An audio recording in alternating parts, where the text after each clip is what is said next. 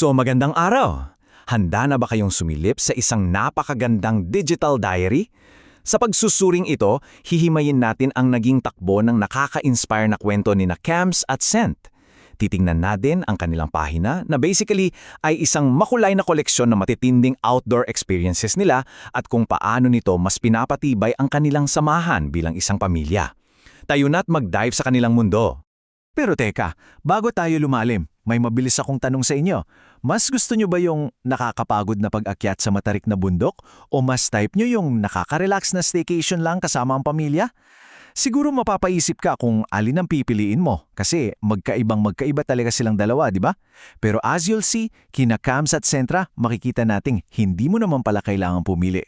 Kayang-kayang pagsamahin ng dalawang magkasalungat ng mundong ito sa isang napakagandang lifestyle. At eksaktong sinasagot iyan ng mismong layunin nila sa kanilang official bio. Sabi nga nila, dive into a world where adventure, nature, and furry friends come together. Sinasalamin talaga nito yung buong misyon ng pamilya nila, yung buong pusong pagsabak sa mga mapanghamong trails habang hindi kinakalimutang i-share yung mga simpleng kaligayahan sa pang-araw-araw na buhay. Okay, simulan natin sa ating unang haligi. Unang bahagi. Pagsubok sa matataas na bundok at ang kanilang extreme hiking. Guys, hindi ito para sa mga beginners ha. Imagine the physical toll and pawis sa pagtawid nila sa empty pulag gamit ang Akiki Ambang Egg Traverse o kaya yung pagsuong sa maputik at super matarik na tampayan backtrail ng empty Guting-Guting. Idagdag pa natin dyan na 4 na beses nilang inakyat ang empty Tapulaw na itinuturing nilang pinakamahabang hike nila. Pati na rin yung pag-survive sa nakakapagod na empty Ugo Reverse Traverse. Pinatutunayan lang talaga nito yung matinding dedikasyon ng pamilya nila na maranasan ang kalikasan ng up-close kahit gaano pa kahirap yung daan patungo sa itaas. To put that into perspective, alam nyo ba kung ano ang pinakatinutukunan sa mga kwento nila? 1,314 views para sa pag-akyat nila sa Empt Pulag. At hindi lang kasi ito simpleng lakad sa park.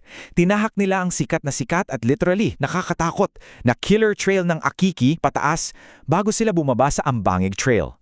Isipin nyo yung matinding hamon mula sa pag-aasikaso pa lang ng permits tapos yung pagsurong sa napakahirap na kalagayan ng trail at lamig habang nagtatayo ng campsite.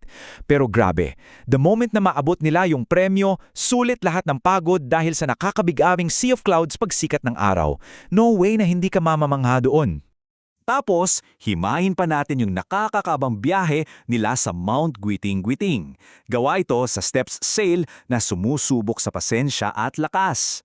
Day 1 pa lang, kinailangan nilang maglakad ng buong araw para lang maabot ang Mayos Peak. Tapos kinabukasan, ito na yung the ultimate test, ang Summit Push. Dito talaga naranasan ng pamilya ang nakakaulang pagtawid sa sikat na knife edge. Dito mo makikita yung focus nilang i-push yung sarili nilang limits sa isa sa pinakamahirap na bundok sa buong Pilipinas. Nakakapagod pakinggan, no? Kaya naman, lilipat tayo ngayon sa ikalawang haligi, ikalawang bahagi, oras para sa pamilya, with the subtitle, Family Bonding. Ang ganda talagang paghampangin ang dalawang mukha ng buhay nila. Kasi mula sa putik at buwis buhay ng mga bangi ng killer trail ng empty pulag, nakakahanap sila ng perfect na balanse. Paano? Sa pamamagitan ng isang payapa at napaka-preskong weekend Kubocation. It's a real game changer. Napakahusay nilang pinagsasama yung hardcore na hirap sa bundok at yung chill na sarap ng pahinga kasama ang pamilya. Yung mga bonding trips nila, punong-puno rin ng kwento. Nandyan yung pagdiriwang nila ng birthday sa isang family outing sa Camp Hayati, yung super relaxing na weekend Kubocation, at isama mo pa yung educational and fun na paglilibot sa loob ng National Museum of the Philippines. Inibabalanse talaga nila yung pag-akyat ng bundok with trips na hindi lang masaya at magaan, kundi nagpapayaman din sa kaalaman nila sa history at kultura natin. Ito yung mga biyahe na talagang nagpapatibay ng kanilang samahan as a family. At syempre, the complete family picture wouldn't be complete without our third pillar. Ikatlong bahagi, ang kanilang mga alaga, the furry friends. Alam nyo, nakakatuwa kasi maliban sa pagiging adventurous, pinapakita rin nila na mayroon silang napakalambot na puso para sa mga puspins o yung ating mga pusang Pinoy. Imbis na bumili ng pets, nag-ampon sila. Nandyan sina Punch, pati na si Mama Kali na nabigyan ng pangalawang pagkakataon para magkaroon ng isang warm and loving home. Meron pa nga silang isang napaka-touching na tribute para sa pumanaw nilang alaga na si Little Miss Hope. Talagang nakakaantig ito at isang magandang paalala sa atin about the absolute importance of animal rescue at pagbibigay halaga sa bawat buhay. So para pagsamasamahin nating lahat ng ito, ang kanilang pagbuo ng magagandang alala, creating core memories. Kasi at the end of the day, mula man sa walang kabahang extreme hiking sa matitinding trails hanggang sa tahimik na oras ng pamilya sa labas ng bahay o kaya ay pagpapakita ng wagas na pagmamahal sa kanilang mga inampung pusa, ang pinakapuso ng kwento nila Kams at Scent ay yung creating core memories. Kahit nasa matarik silang bangin o nagpapahinga sa tahimik na kubo habang nagbabakasyon, basta magkakasama sila at ninanamnam ang bawat sandali, yun ang mahalaga. Kaya bago ko tapusin ang explainer na ito, iniiwan ko sa inyo ang malaking katanungan ito.